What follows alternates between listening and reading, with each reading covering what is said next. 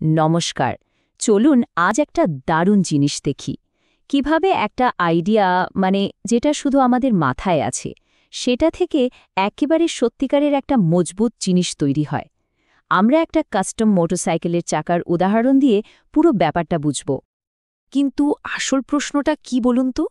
একটা আইডিয়া, ধরুন একটা নতুন মোটর বাইকের চাকার ডিজাইন, সেটা কিভাবে এমন একটা বাস্তব জিনিসে পরিণত হয় যেটা এতটাই মজবুত যে আমরা তার উপর ভরসা করতে পারি? চলুন এই পুরো যাত্রাটা ধাপে ধাপে দেখা যাক।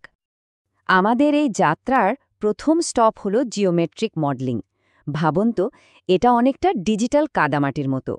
এখানেই আমরা আমাদের আইডিয়াগুলোকে প্রথমবার কম্পিউটারের স্ক্রিনে একটা আকার দিই। তো এই ডিজিটাল মূর্তিটা বানানোর জন্য মূলত তিনটে রাস্তা আছে, বা বলতে পারেন তিনটে ধাপ।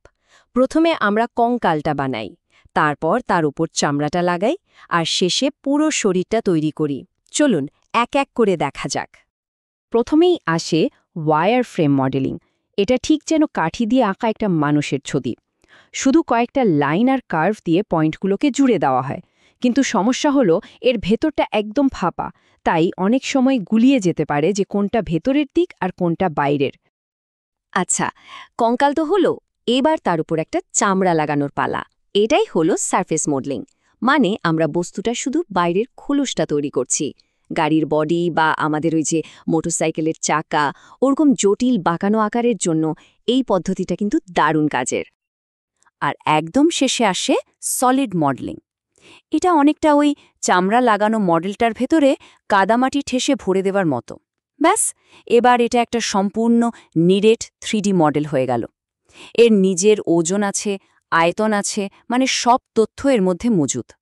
আর ঠিক এই কারণেই ইঞ্জিনিয়ারিংয়ের জন্য এটাই সবচেয়ে নিখুঁত পদ্ধতি।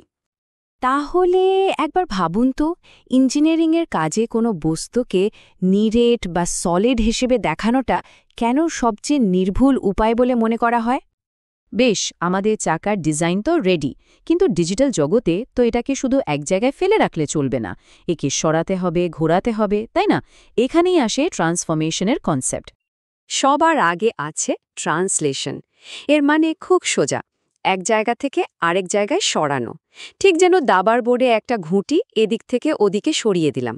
এর আকার বা দিক কিছুই বদলাবে না, শুধু জায়গাটা বদলে যাবে। এরপর হলো রোটেশন। এটা অনেকটা গাড়ির স্টিয়ারিং ঘোরানোর মতো। একটা ফিক্সড পয়েন্টকে কেন্দ্র করে বস্তুটাকে আমরা ঘোরাতে পারি। এতে ওর পজিশন নয়, বরং ওর ওরিয়েন্টেশন বা দিকটা পাল্টে যায়। আর ৩ নম্বরে আছে স্কেলিং, মানে সাইজ ছোট বড় করা। এটা তো আমরা রোজই করি, মোবাইলে ছবি জুম ইন বা জুম আউট করার সময়।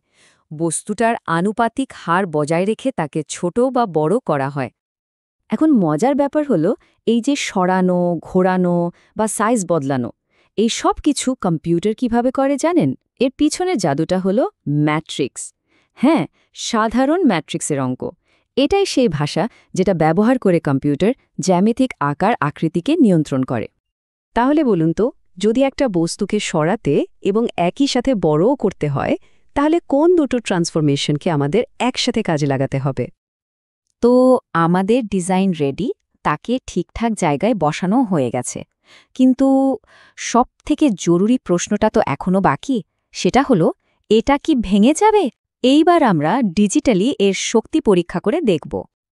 আর এই শক্তি পরীক্ষা করার জন্য একটা দুর্দান্ত টেকনিক আছে, যার নাম ফাইনাইট এলিমেন্ট মেথড, বা সংক্ষেপে FEM।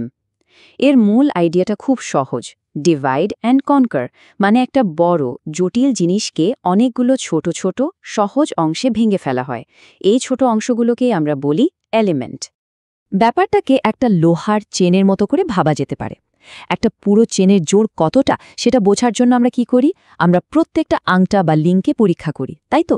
FEM আমাদের চাকার ডিজাইনের সাথে ঠিক এটাই করে। পুরো চাকাটাকে হাজার হাজার ছোট ছোট লিঙ্ক বা এলিমেন্টে ভাগ করে, আর তারপর হিসেব করে যে চাপ পড়লে প্রত্যেকটা লিঙ্কের উপর তার কি প্রভাব পড়বে। এই যে এত হাজার হাজার এলিমেন্টের হিসেব, এটা কম্পিউটার করে একটা স্টিফনেস ম্যাট্রিক্সের সাহায্যে। এটাকে একটা টিমের প্লেয়ার লিস্টের মতো ভাবতে পারেন। এই লিস্টটা কম্পিউটারকে বলে দেয় যে কোন এলিমেন্ট নিজে কতটা শক্তিশালী আর তার পাশের এলিমেন্টের সাথে তার কানেকশন কতটা মজবুত। এই তথ্যটা পেলেই কম্পিউটার বলে দিতে পারে যে পুরো চাকাটা চাপের মুখে পড়লে কেমন আচরণ করবে। তাহলে একটু ভেবে দেখুন, একটা বড় আর জটিল সমস্যাকে যখন ছোট ছোট ভাগে ভেঙে ফেলা হয় তখন তার সমাধান খুঁজে পাওয়াটা সহজ হয়ে যায় কেন। তাহলে পুরো ডিজাইন যাত্রার ব্লুপ্রিন্টটা এবার এক ঝলকে দেখে নেওয়া যাক। দেখুন, সোমটা শুরু হয়েছিল একটা আইডিয়া দিয়ে, একটা নতুন চাকার স্বপ্ন। তারপর মডেলিংয়ের মাধ্যমে আমরা তাকে আকার দিলাম, প্রথমে কঙ্কাল, তারপর চামড়া আর শেষে একটা নিরেট বস্তু।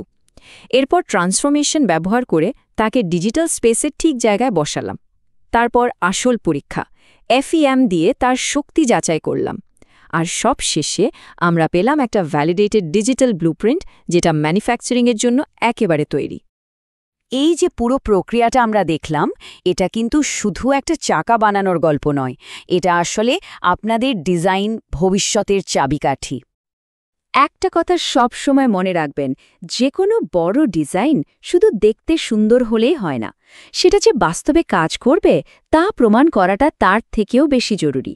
আজকে আপনারা যে টুলগুলো শিখছেন সেগুলোই আপনাদের কল্পনা আর বাস্তবের মধ্যে সেতু তৈরি করবে। এই জ্ঞানটাই আপনাদেরকে ভবিষ্যতে 3D প্রিন্টেড মেডিকেল ইমপ্ল্যান্ট থেকে শুরু করে মঙ্গল গ্রহের রোভারের পার্টস ডিজাইন করার ক্ষমতা দেবে। এটাই আধুনিক ইনোভেশনের মূল ভিত্তি। তাহলে এখন আপনারাই ভাবুন, নিজের আইডিয়াকে একটা পরীক্ষিত ডিজিটাল ব্লুপ্রিন্টে বদলে ফেলার এই ক্ষমতা হাতে পেলে আপনারা কি ডিজাইন করবেন।